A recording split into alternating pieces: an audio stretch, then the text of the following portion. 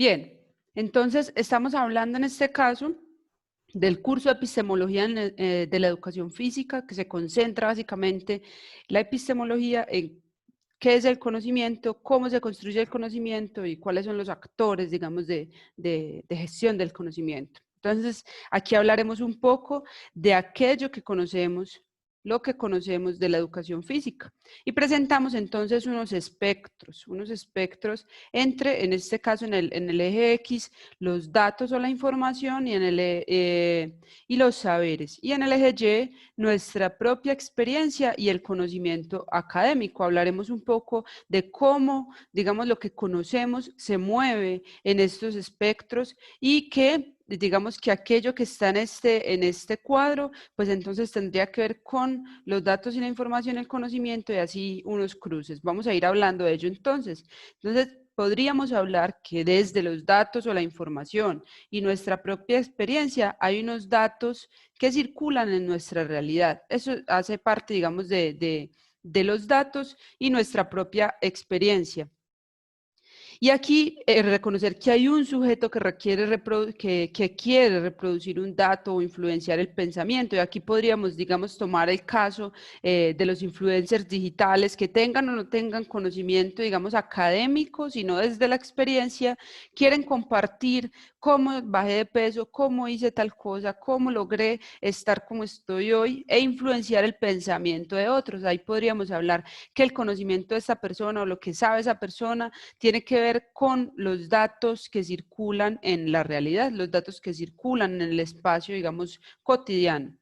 Posteriormente hablaríamos de esa conexión entre nuestra propia experiencia y los saberes, el saber, ¿cierto? Y el saber, digamos que en este caso se adquiere desde la experiencia. Aquí podríamos poner el ejemplo de un campesino o en nuestro caso de una persona empírica que a través de su experiencia, digamos en lo comunitario, su experiencia en el campo como tal, le ha dado unos saberes que le permiten reconocer una cultura o reconocer aquello de lo que habla, ¿cierto?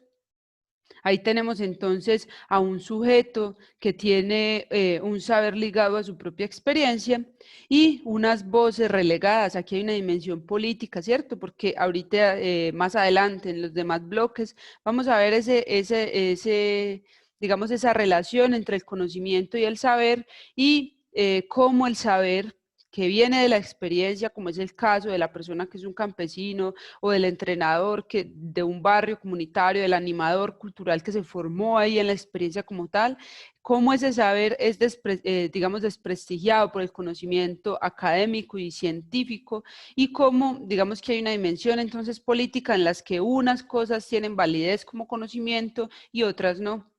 Posteriormente hablaríamos entonces del saber conectado con el conocimiento académico. No, vamos a ir primero en a los datos y la información con el conocimiento académico. Sabemos que el conocimiento académico entonces es construido, formado en el espacio, digamos, universitario como tal, en la investigación, en la docencia, y digamos que esos datos o esa información adquiridas desde el conocimiento académico, podríamos catalogarlo como un conocimiento adquirido a través de la investigación, ¿cierto? Pero es un dato que me da una investigación. Se investigó tal cosa en tal lugar y se obtienen unos datos.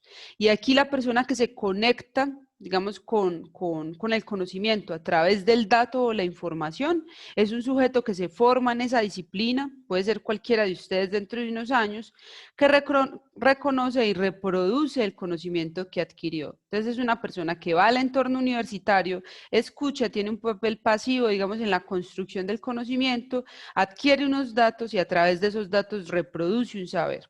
Y digamos que este es digamos, el sujeto que se conecta más con los datos o la información, incluso a pesar de que sea una información o unos datos de tipo académico.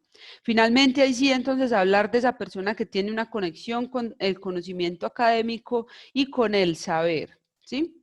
Y es un conocimiento adquirido a través de la investigación también, pero es un sujeto que se forma en una disciplina, pero también se siente constructor de conocimiento. Es decir, en este caso ya la persona que se forma, también puede ser cualquiera de ustedes en unos años, no tiene un ideal o no tiene una intención solo de reproducir lo que otros hacen, sino que tiene una intención y se sabe como un sujeto formador de conocimiento.